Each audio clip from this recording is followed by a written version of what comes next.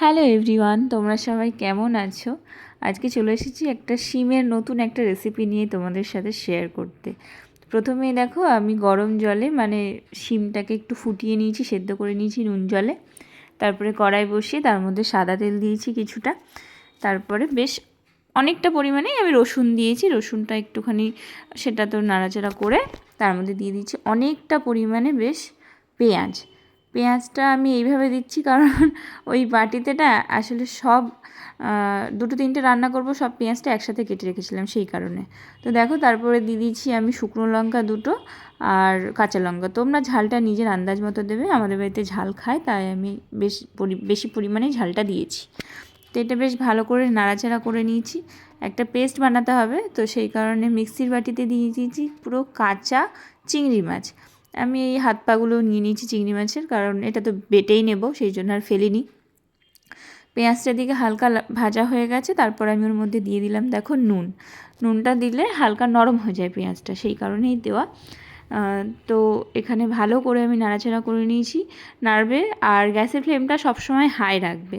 দেখো লাল লাল হয়ে গেছে, পেঁয়াজটা হালকা নরমও হয়ে গেছে। পেঁয়াজটা আমার ভাজা কমপ্লিট।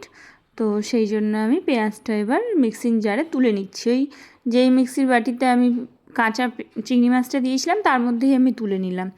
তো তোলার পরে দেখলাম যে আমার শুকনো লঙ্কাগুলো ভাজা ভাজা হয়নি খুব ভালোভাবে। তো সেই কারণে সাইড থেকে আমি পেঁয়াজটা তুলে নিলাম আর গ্যাসের ফ্লেমটা হাই করে আমি শুকনো লঙ্কাটাকে ভাজতে দিলাম। শুকনো লঙ্কাটা বেশ লাল লাল করে ভেজে নিয়েছি, সেটাও আমি মিক্সির বাটিতে দিয়ে দিলাম। দেখো দেখো মশলাটা আমি যেটা বানিয়েছিলাম সেটা বেটে নিয়েছি ভালো করে মিক্সিতে। এবার ওই কড়াইয়ের তেলের মধ্যেই আমি দিয়ে দিয়েছি কিছুটা পরিমাণে কালো জিরে ফোড়ন। কালো জিরেটা হালকা নাড়াচাড়া করে তার মধ্যে সেই যে চিংড়ি মাছের পেস্টটা আমি বানিয়েছিলাম, চিংড়ি মাছ আর পেঁয়াজ ভাজা, তো সেই পেস্টটা দিয়ে হালকা নাড়াচাড়া করে নেব। সঙ্গে সঙ্গে নাড়বে, নাহলে তলায় লেগে যাবে। আর গ্যাসের ফ্লেমটা সব সময় হাই রাখবে। এই রান্নায় কোনো রকম গ্যাসের ফ্লেম আস্তে রাখবে না, তাহলে ব্যাপারটা কী বলো তো, নরম হয়ে যাবে। আর এটা আমরা চাইছি শুকনো শুকনো করতে। তো ভালো করে নাড়াচাড়া করে নিয়েছি। এবার ওই মিক্সির বাটির মধ্যেই, আর মিক্সিটা ধুইনি আমি, কারণ এই একই রান্না আমার রান্নার মধ্যে যাবে। তো ওই যে আমি শিমগুলো আমি ভালোভাবে ভাপিয়ে রেখেছিলাম, তো সেটা আমি মিক্সির বাটিতে দিয়ে ভালো করে ব্লেন্ড করে নিয়েছি। এবার ওই ব্লেন্ড করা শিমটা আমি দিয়ে দিয়েছি ওই কড়াইয়ে চিংড়ি মাছের পেস্টের মধ্যে। এবার একটাই কাজ, শুধু নেড়ে যাও আর নেড়ে যাও। ভালো করে নাড়তে হবে, গ্যাসের ফ্লেম জোরে রেখে শুধু নাড়তে হবে। চোখের আড়াল 1 মিনিটও করা যাবে না, নাহলে কিন্তু তলায় ধরে যাবে। দিয়ে দিয়েছি এর মধ্যে পরিমাণ মতো হলুদ, সামান্য একটু চিনিটা সামান্য না, একটু বেশি করেই দেবে।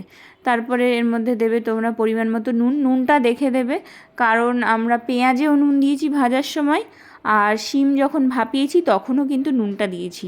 তো সেই জন্য নুনটা দেখে দেবে সব সময়। এই দেখো আমার এটা বেশ অনেকটা গাঢ় হয়ে গেছে, জলটা অনেকটা টেনে নিয়েছে, শুকিয়ে শুকিয়ে এসছে, আরও শুকাবে। এটা শুধু নাড়তে হবে, তোমরা কিন্তু নেড়েই যাবে। বারবার বলছি গ্যাসের ফ্লেম জোরে রাখবে আর শুধু নেড়ে যাবে। এটা দুর্দান্ত টেস্ট হয়। তোমাদেরকে আমি একবার বলবো বাড়িতে একবার ট্রাই করে দেখো, তারপরে আমাকে কমেন্টস বক্সে জানিও যে রেসিপিটা তোমাদের কীরকম লেগেছে। আমি সত্যি বলছি খুব ভালো খায় এটা আমাদের বাড়ির সবাই, আর দুর্দান্ত টেস্ট হয়, দুর্দান্ত। আমার রান্নাটা প্রায় শেষের দিকে হয়ে এসেছে, আমি এবার এটা তুলে নেব। ভিডিও কেমন লাগলো তোমরা অবশ্যই আমাকে জানিও, আর ভালো লাগলে অবশ্যই আমার চ্যানেলটা সাবস্ক্রাইব করো, একটা লাইক করো। দেখা হচ্ছে নেক্সট ভিডিওতে। টাটা।